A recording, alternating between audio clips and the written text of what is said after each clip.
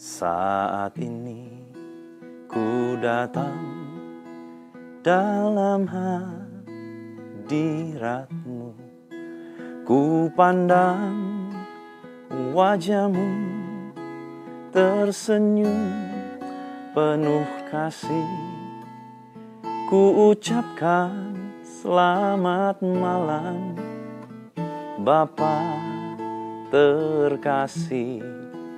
Terima kasih berkat-Mu sepanjang hari ini. Lagi dari awal katakan, saat ini ku datang dalam hadirat-Mu, ku pandang wajah-Mu tersenyum penuh kasih, ku ucapkan selamat malam Bapa terkasih.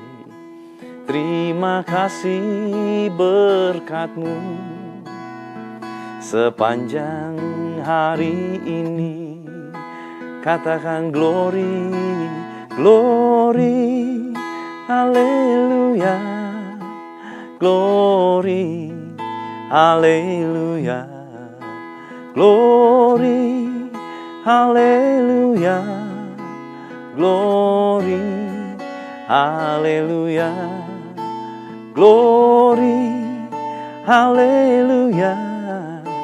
Glory, haleluya. Haleluya. Glory, haleluya.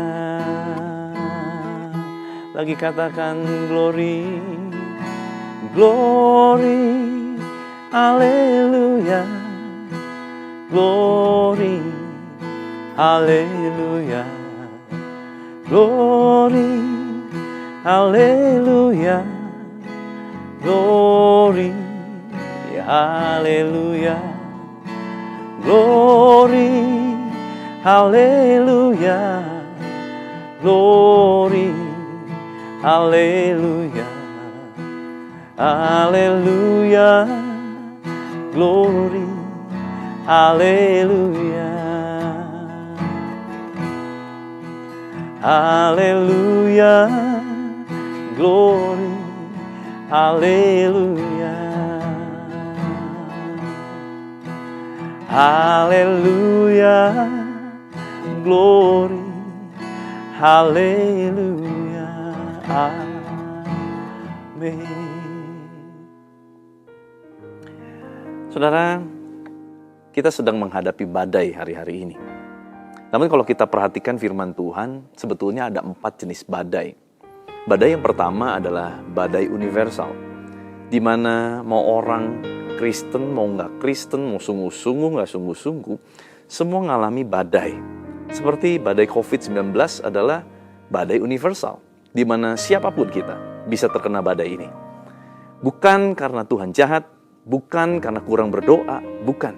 Tetapi memang ini ada sesuatu yang Tuhan izinkan, untuk sesuatu yang besar yang mungkin kita belum pahami. Nah, yang kedua adalah badai yang terjadi karena kesalahan kita. Karena kita salah memilih, terjadilah badai dalam kehidupan kita. Karena kita tidak taat kepada perintah Tuhan, terjadilah badai dalam kehidupan kita. Seperti Yunus. Yunus memilih untuk pergi ke Tarsis daripada pergi ke Niniwe, di mana Tuhan memerintahkan Yunus pergi untuk ke Niniwe. Nah, pada saat Yunus tidak mengikuti kehendak Tuhan, dia memilih dengan jalan yang salah, apa yang terjadi? Yunus harus menghadapi badai. Di tengah perjalanan, dia harus dibuang ke laut karena terjadi badai. Badai karena kesalahan sendiri. Waktu badai terjadi karena kesalahan kita, datang sama Tuhan, berseru, minta ampun, bertobat, hadapi masalahmu, hadapi badaimu, Tuhan akan memberikan kasih karunia-Nya dan akan ada jalan yang terbuka. Yang ketiga adalah badai yang terjadi karena ada serangan dari roh jahat. Waktu Tuhan Yesus mau ke daerah yang namanya Gerasa, Gadara, di sana Tuhan Yesus membebaskan 2 orang dari kuasa kegelapan. Sebelum Yesus menuju ke daerah itu, di tengah jalan di danau, tiba-tiba danau mengamuk, badai terjadi. Yesus tertidur di buritan. Murid-murid membangunkan Yesus dan berkata, "Guru, apakah engkau tidak peduli kalau kami binasa?" Lalu Yesus bangun menghardik danau itu. Roh jahat, kalau badai terjadi karena roh jahat, kita punya kuasa dari Tuhan Yesus untuk menghardik roh-roh jahat itu. Nah, yang keempat adalah badai memang diizinkan oleh Tuhan terjadi. Apakah ada contohnya dalam firman Tuhan? Ya, pada saat bangsa Israel terjepit, di mana di depan adalah laut Teberau, dan di belakang adalah tentara Mesir menjepit keadaan mereka. Mereka berseru-seru sama Tuhan. Lalu Tuhan menyuruh Musa untuk mengulurkan tongkatnya semalam-malaman. Firman berkata, semalam-malaman Tuhan menguak air laut dengan perantaraan angin timur yang keras. Saudara, angin timur yang keras, bagaimana sebuah angin dapat menguak air laut yang dalamnya diprediksi sampai 1.800 meter? Cuman satu, badai pasti datang. Ada tofan yang luar biasa. Sampai dalam bahasa aslinya dikatakan, saking kuatnya itu angin timur, sampai dapat membuat lepas setiap tiang-tiang patok dari kemah orang-orang Israel. Saking kuatnya, badai datang. Nah saudara, kalau badai itu datang diizinkan Tuhan, itu pasti akan mendatangkan mujizat. Kebayang saudara, kalau waktu itu orang Israel berkata begini, "Stop Musa, stop Tuhan, kita nggak mau lagi badai." Apa yang terjadi? Selamanya mereka akan terjepit dan mereka pasti akan mati di tangan tentara Mesir. Tetapi mereka harus mengizinkan Tuhan bekerja melalui badai. Lalu mereka akan melihat tanah kering muncul di dalam dasar air. Dari mana? Ada badai yang menguak air laut itu. Saudara, hari-hari ini kita sedang menghadapi badai universal. Kita harus punya hati yang kuat. Kita harus punya iman yang teguh. Kita harus percaya bahwa masa ini pun akan berlalu. Sebab Tuhan in control. Tuhan menguasai semua keadaan ini.